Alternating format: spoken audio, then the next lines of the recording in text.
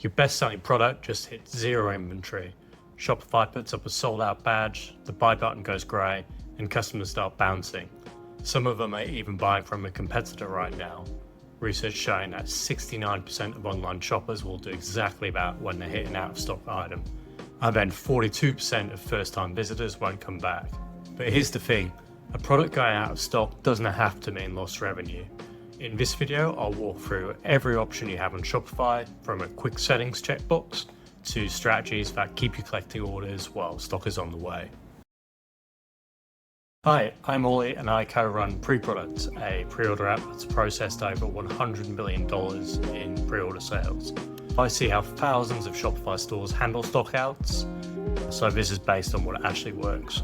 But before we get into strategies, it's worth quickly covering why your products might be showing sold out in the first place. Because sometimes it's not actually a stock problem, it's a setting problem. So the most common causes are inventory tracking was turned on, but no quantity was entered in the Shopify product admin, so it defaults to zero. Inventory where the wrong location is assigned to your online store, or a variant level issue where one variant at zero makes the product look unavailable, but actually other variants are in stock. If any of that sounds familiar, check your Shopify product admin first. You might not actually be out of stock, but if you are genuinely out of stock, you've got 5 options. So let me walk through each one and when it makes sense and what the trade-offs are. The number one is the continue selling checkbox. Shopify has a built-in setting most merchants know about called continue selling when out of stock. It's a checkbox in the inventory section of any product or variant, and when you check it, the buy button stays active at zero inventory, so customers can keep on purchasing. Here's the risk though, if someone buys expecting normal shipping and then discovers the product won't ship for weeks, you get support tickets, refund requests, and potentially chargebacks. So without clear messaging, this checkbox alone probably creates more problems than it solves. This setting works best when you pair it with one of these strategies I'm about to cover, but on its own it's a quick fix. Paired with proper expectations, it's a legitimate approach. Number 2 is pre-orders. So pre-orders are the most revenue positive approach for products that are coming back in stock. Instead of a sold out badge, customers see a pre-order button, and then they can order now and receive the product when the stock arrives with full transparency about the timeline. And also, not every pre-order needs to be charged up front. There are actually 3 or 4 payment models. So there's charge up front, where it's best for short lead times, so under a month.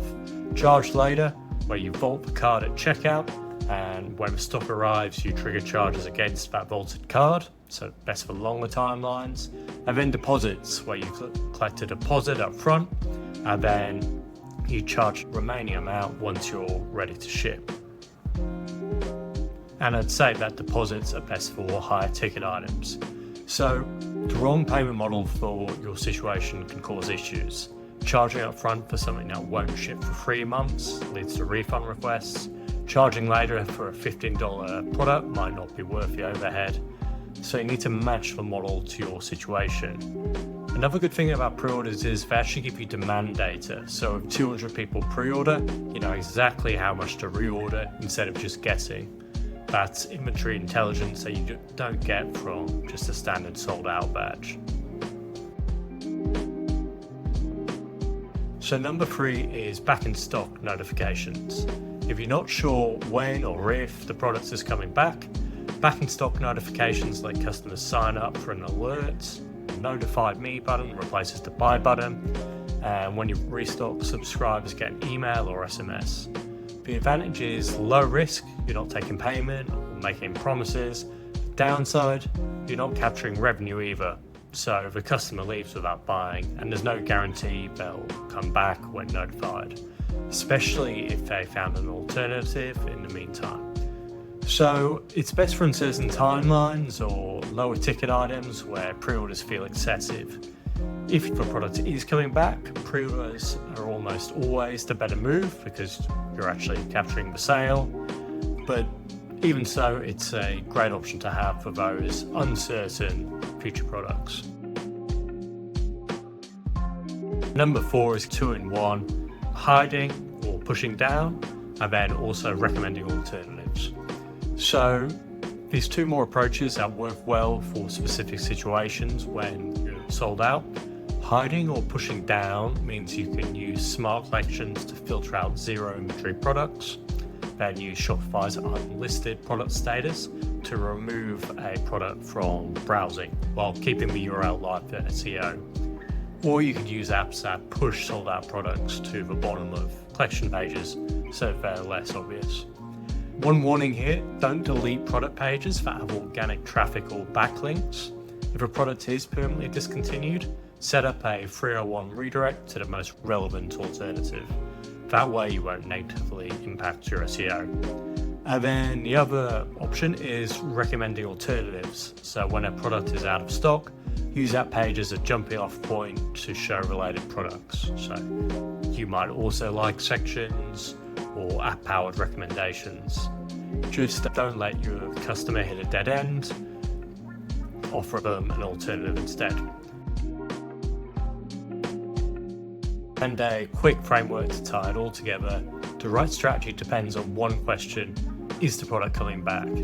So, is the product coming back in stock and you know the timeline? Use pre-orders. So capture revenue now, ship when you're ready. Is the product coming back in stock but the timeline is unclear? Back in stock notifications is probably the way to go, so you can collect interest without committing. Is the product discontinued? Hide it, set up a 301 redirect, and recommend alternatives. In practice, most stores combine these, so pre-order for products that will be coming in stock, notifications for uncertain restocks, and redirects for discontinued items. The worst thing you can do is nothing, just leaving the sold out badge up and hoping customers come back. In most cases, no way. So, quick recap, check your settings first. Sometimes sold out is a configuration issue, not an inventory issue. The continue selling checkbox works, but only if you pair it with clear messaging about delivery timelines. Pre-orders are the most effective strategy for products coming back because you actually capture the sale and get demand data. Back in stock notifications are lower risk, but also lower reward. Use them when timelines are uncertain. Never delete a product without redirecting the page, that is. The SEO value you've built on the page matters. So the most common thread throughout all this is communication. Tell customers what's happening, when to expect the product, and what their options are. And of course, I've got to mention pre-product, the pre-order app that I help run. Pre-order lets you turn out-of-stock products into pre-orders automatically with charge-later deposits and upfront payment all supported. We've got a commission-only plan, as well as a 7-day free trial on all of our fixed-price plans. If this video was useful, I'd love you to subscribe. Other than that, have a great week. Cheers.